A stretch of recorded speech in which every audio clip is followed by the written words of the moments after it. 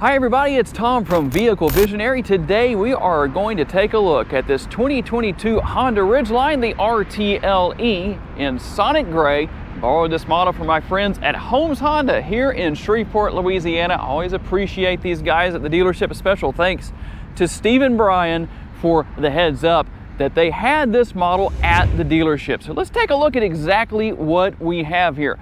Obviously, Sonic Gray is one of Honda's most popular colors and accented by a reasonable amount of chrome on the vehicle, on the exterior, plus some of the black accent. You've got the black grille, black trim in a few areas, and the black roof rails up there with the cross bars already installed. If I don't get crossways on my words coming out of my mouth, I won't get tongue-tied there. Let's take a look at what we have here on the front end. LED headlights, LED fog lights. You can see those down there. I don't know if you can tell that I actually have those on because it is a little bright and sunny out here. And then of course the turn signals on right there. I hope you know how to use those. In case you don't, I will try to remember how to show you how to do that in the interior. You even have an air curtain right here. Can you associate an air curtain with a Ridgeline? Well, it's there and it's meant to help out with reducing drag. And when you reduce drag, you increase gas mileage. That's always a good thing. Tire size is 245/60 wrapped around those 18-inch wheels. Try and give you a good shot of those without my shadow being in the shot. And while you have the side steps here, not really required, I don't think, on this truck for most people because it's not super high off the ground, obviously. But if you do need them, they are there. And the good news is that they have graphite on them, which is kind of a grip tape-like material that you have, kind of a spray-on material, but that's gonna help in the event that it's raining and people need to get in, they won't slip. So let's go over here, and I think we'll give you a better view of the fact that a lot of you have features you like to see. One of them is right here. The turn signal indicators built into the power side view mirrors. Now, they aren't power folding. You can manually fold those, just so you know. And here is what the remote looks like. As you can see, the other thing that so many people like to see on any vehicle I show on my YouTube channel here, remote start. You do have that with the Ridgeline. All-wheel drive, by the way, that's all you're going to get as of 2021. So obviously this 2022 model is not going to be front-wheel drive. All-wheel drive is now standard, as is the engine that's under the hood. And in case you don't know what that is, let's open that and find out. And here under the hood is the singular engine option for the Ridgeline, but it's not exactly hurting for horsepower, so that's good news. It's the 280 horsepower 3.5 liter V6. It is a naturally aspirated engine. The torque numbers come in at 262, mated to a 9-speed automatic transmission, and MPGs come in at 18 city, 24 highway, 21 combined.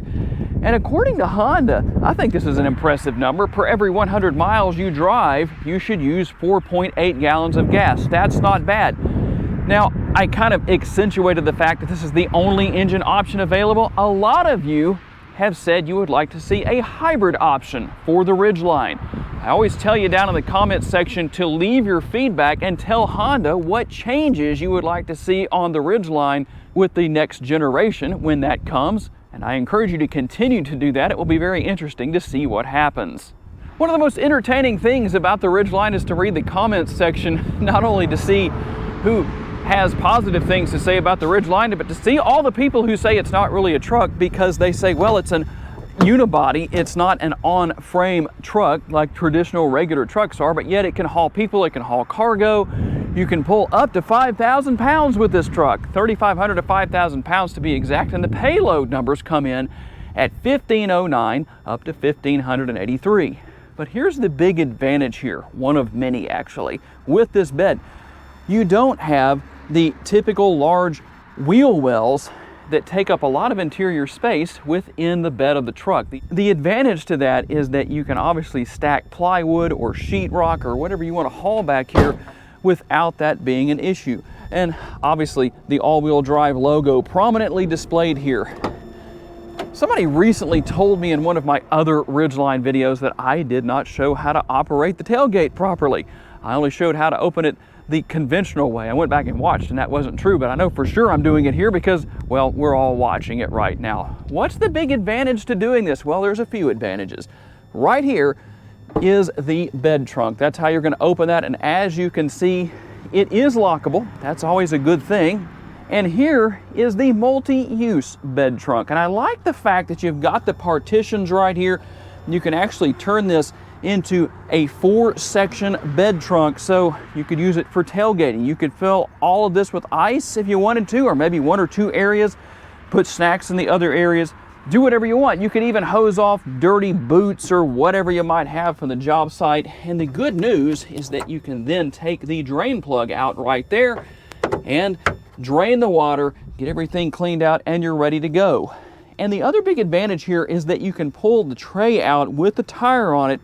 It comes back to this area right here. It sits on top of these sections right here, and that allows it to be easy to get to the tire and the tools to change a tire.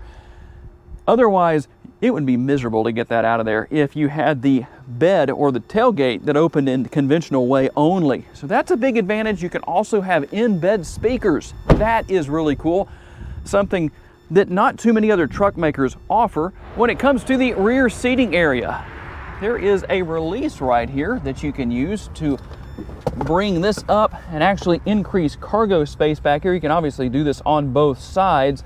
So there is an advantage. We'll put that back down real quick. We'll take a look at the fold-down armrest with those cup holders built in. A little bit of snack space right there. Not smack space, but snack space. Let's not get too tongue-twisted there.